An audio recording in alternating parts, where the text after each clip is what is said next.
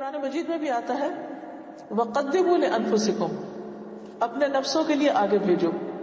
کیا چیز؟ یعنی اولاد پیدا کرو جو تمہارے بعد تمہاری وارث ہو، اور آگے بھیجو سے مراد یہ ہے کہ تمہارے لیے صدقہ جاریہ بنے، تمہارے نیک اعمال میں اضافے کا ذریعہ بنے. کیونکہ بچے ماں باپ کے لیے جنت میں داخلے کا ذریعہ ہیں.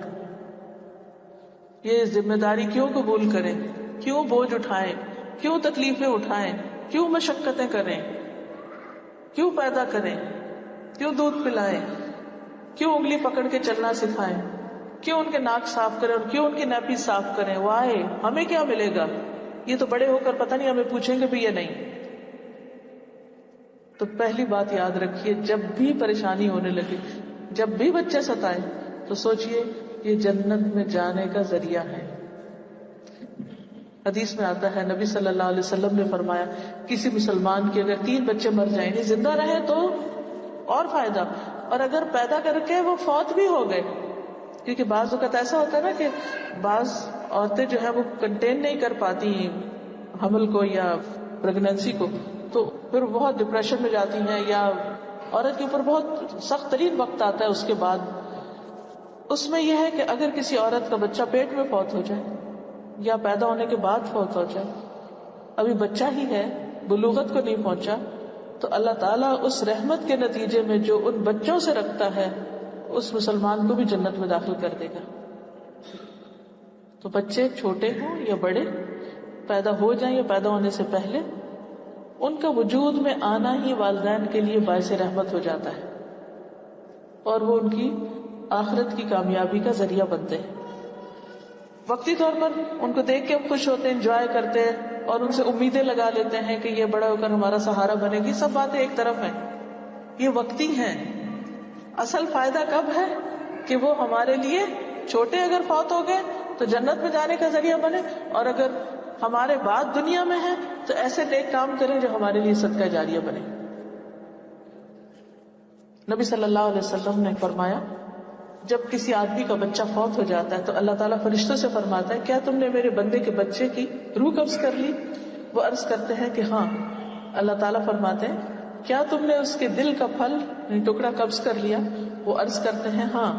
پھر اللہ تعالیٰ پوچھتے ہیں میرے بندے نے کیا کہا؟ فرشتے عرض کرتے ہیں اس نے تیری تعریف کی اور انا للہ و انا الیہ راجعون پڑھا. تو اللہ تعالیٰ فرماتے ہیں کہ میرے بندے کے لیے جنت میں ایک گھر بناؤ اور اس کا نام بیت الحمد رکھو.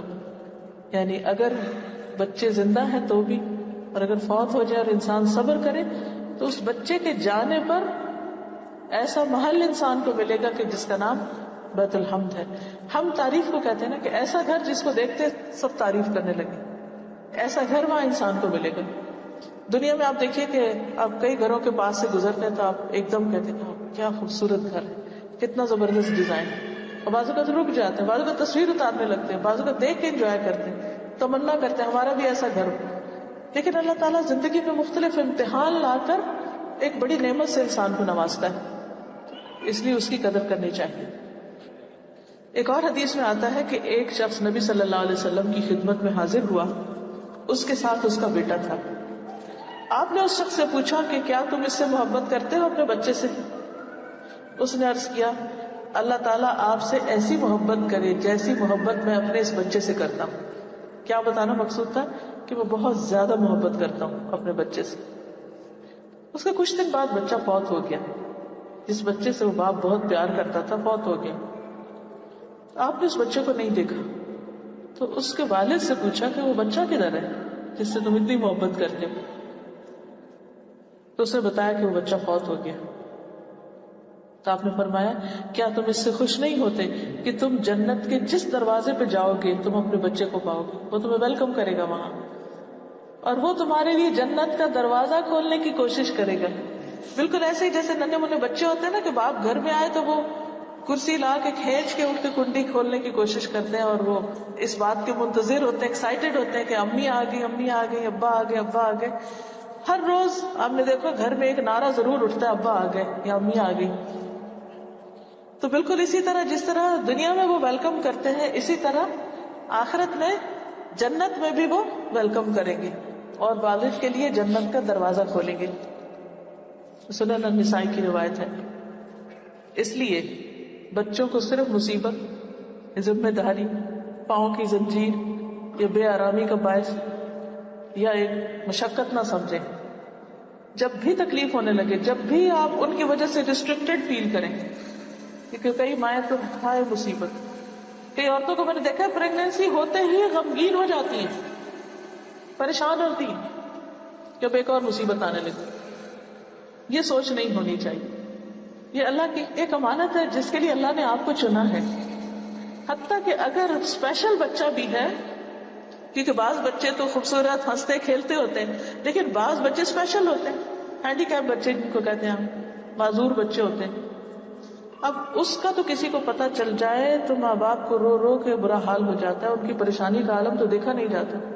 obviously پریشانی ہوتی ہے، کوئی خوشی کی بات تو نہیں ہوتی، لیکن اس پر بھی پازیٹو رہنا چاہیے اور یہ سوچنا چاہیے کہ اچھا اللہ نے اس خاص بچے کی خدمت کے لیے ہمیں چنا، یہ اللہ کا فیصلہ ہے. اس نے اوروں کو دوسری طرح کے بچے دیے اور مجھے اس طرح کا خاص بچہ دیا. ایسی صورت میں بھی اللہ سے ناراض نہیں ہونا چاہیے، صرف غمگین نہیں رہنا چاہیے، کیونکہ اگر آپ غمگین رہیں گے تو آپ اس کی لک آفٹر کیسے کر سکتے ہیں، آپ اس کا خیال کیسے رکھ سکتے ہیں. اللہ تعالیٰ کی اس دنیا میں کوئی بھی چیز بیکار نہیں ہے. اس بچے کے آنے کا بھی کوئی مقصد ہے، اس کے پیچھے بھی کوئی سبق ہے. وہ چاہے تو بہترین سے بہترین حالت میں پیدا کر دے، وہ چاہے تو انتہائی ذہین بچہ آپ کے گھر میں پیدا کر دے، لیکن اگر وہ اسپیشل بچہ اور آپ کو اس سے دنیا کا کوئی فائدہ نظر نہیں آ رہا تو بھی صبر سے کام لیجیے. وہ آخرت میں عظیم اجر کا باعث ہوگا.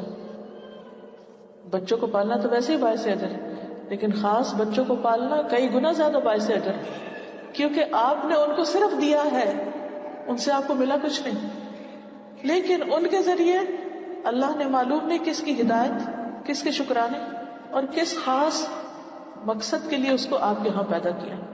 اور کبھی یہ نہیں سوچنا چاہیے کہ یہ بطور سزا کسی کے ہاں کوئی پیدا ہو گیا، یا کوئی ماں باپ کا گناہ ہوگا، یا کوئی ایسی غلطی ہوگی ان کی جس کی وجہ سے ان کو ایسے بچے ملے. اور جب کوئی بچہ بہت ذہین یا بہت خوبصورت یا بہت اچھا پیدا ہو تو یہ کبھی نہیں سوچنا چاہیے کہ یہ بڑا ہمارا کمال ہے کہ ہم ایسے ہیں تو اس وجہ سے اللہ نے ہمیں یہ دیا. وہ بھی اللہ کا فیصلہ اور اللہ کا شکر ادا کرنا چاہیے کہ اس نے ہمیں ایک بہترین نعمت سے نوازا. تو جس حال میں بھی اللہ رکھے اس حال میں راضی رہے. اس سے کیا پتہ چلتا ہے کہ نابالغ بچوں کے مر جانے میں یہ ثواب ہے، تو مزید جو بالغ ہوں اور جوان ہوں اور شادی شدہ ہوں تو ان کے فوت ہو جانے پر اگر کوئی صبر کرتا ہے تو اس کا بھی بہت بڑا اجر ہے.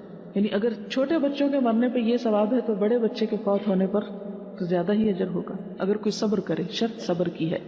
حدثنا مسلم حدثنا شعبہ حدثنا عبد الرحمن ابن الأصبہانی عن ذکوان عن ابی سعید رضی اللہ عنہ ان النساء قلن للنبی صلی اللہ علیہ وسلم کہ عورتوں نے نبی صلی اللہ علیہ وسلم سے کہا اجعل لنا یوما کہ ہمارے لیے آپ ایک دن مقرر کریں. فوعظہن تو آپ نے ان کو نصیحت کی. فقال تو آپ صلی اللہ علیہ وسلم نے فرمایا ایما امرأۃ کوئی بھی عورت مات لہا ثلاثۃ فوت ہو جائے اس کے 3 بچے من الولد بچوں میں سے کانوا حجابا من النار وہ اس عورت کے لیے آگ سے آڑ بن جائیں گے، یعنی اسے جہنم میں جانے سے روکیں گے، یعنی جہنم کا آڑ ہو جائیں گے، پردہ ہو جائیں گے. قالت امرأۃ ایک عورت کہنے لگی وسنانی اور 2 بچے. قال وسنانی آپ نے فرمایا اور 2 بھی. وقال شریک اور شریک کہتے ہیں ان ابن الاسبہانی حدثنی ابو صالح ان ابی سعید و ابی ہریرہ ان النبی صلی اللہ علیہ وسلم قال ابو ہریرہ لم یبلغ الحنس کہ وہ چھوٹے بچے جو ابھی گناہ کی عمر کو نہ پہنچے ہوں یعنی نابالغ ہوں، کیونکہ بلوغت کے بعد تو پھر حساب لکھا جانے لگتا ہے انسان کا. حدثنا علی حدثنا سفیان قال سمعت الزہری عن سعید بن المسیب عن ابی ہریرہ رضی اللہ عنہ عن النبی صلی اللہ علیہ وسلم نبی صلی اللہ علیہ وسلم نے فرمایا قال لا يموت لمسلم ثلاثة من الولد فيلج النار الا تحلة القسم کہ جس انسان کے 3 بچے فوت ہو جائیں پھر بھی وہ جہنم میں داخل ہو تو یہ صرف قسم اتارنے کے لیے ہے، یعنی پھر وہ جہنم سے باہر آ جائے گا، مراد یہ ہے۔